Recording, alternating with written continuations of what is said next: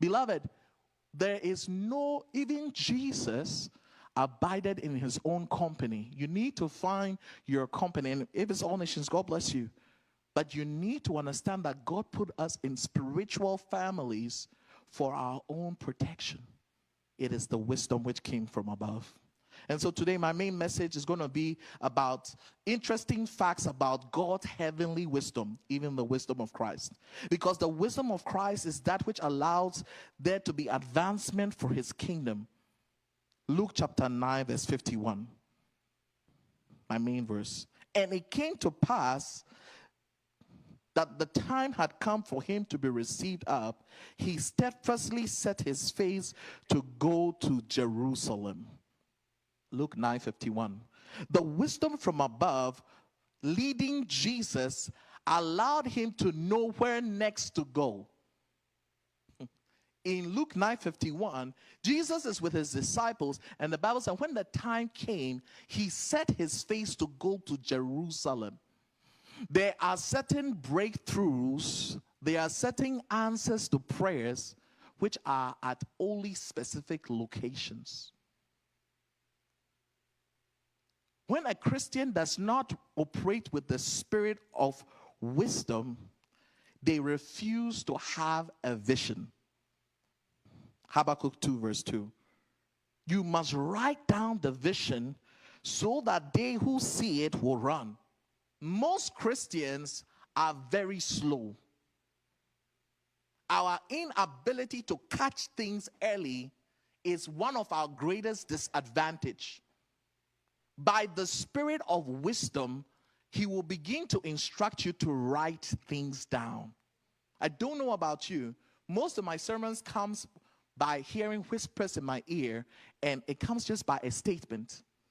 And when I write out that statement, then the statement begins to develop and develop and develop and develop.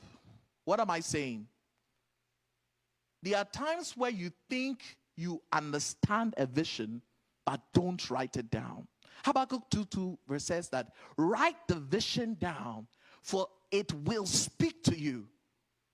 One of the wisdoms of Christ is that we must honor that which has to be written down.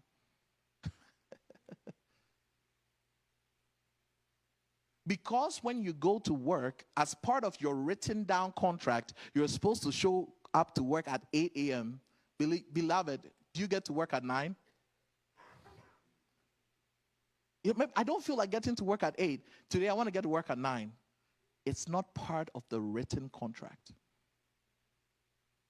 Beloved, you must give attention to the God-given vision he has given you. One of the God-given vision he gave us as a church is make disciples of all nations.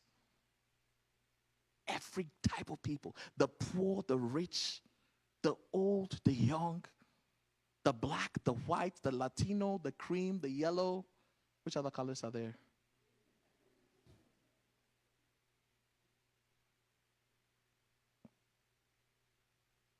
If the Church of Jesus Christ does not write the vision of making disciples of all nations, we begin to divert. And so there are many Christians who are diverting from the God-given vision because they do not write it down. It is important to write the godly vision because it will inspire you. Hebrews chapter 12 verse 2. Jesus, for the joy that was set before him, he endured the cross. You know one of the reasons why Jesus was able to suffer on the cross? He was thinking about Mark and thinking about Leo. For the joy that was set before him, he was like, oh my God, Leo can be saved, Martha can be saved, Amma can be saved. For the joy of many sons and daughters who could be saved, he endured the cross. Is it possible that for the joy of your paycheck, you've been going to work every day?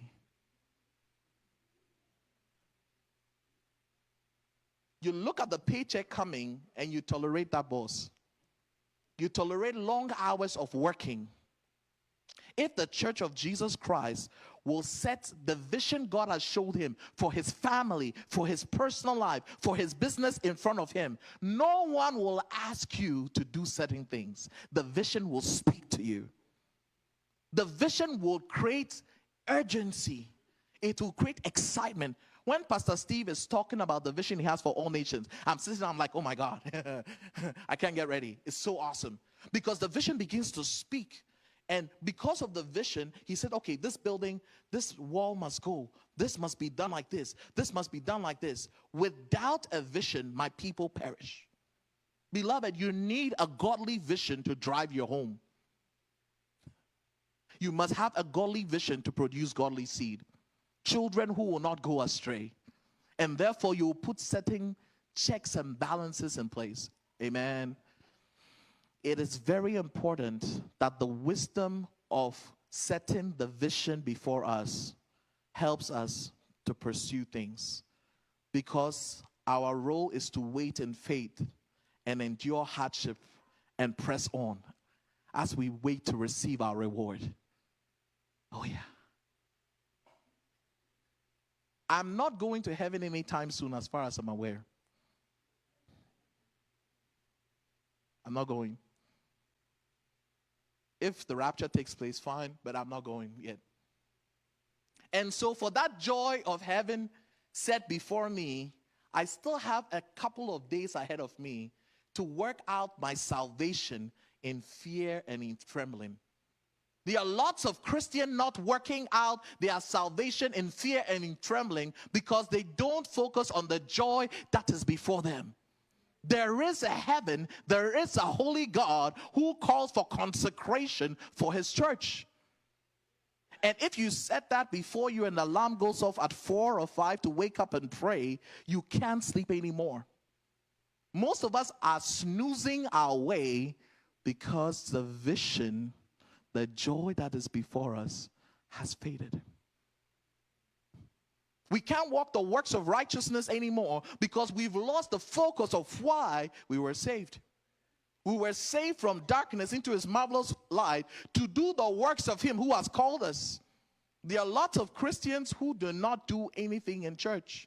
Turn to someone and say, are you one of them? Don't do anything in the church. Are you one of them? You look like one of those people.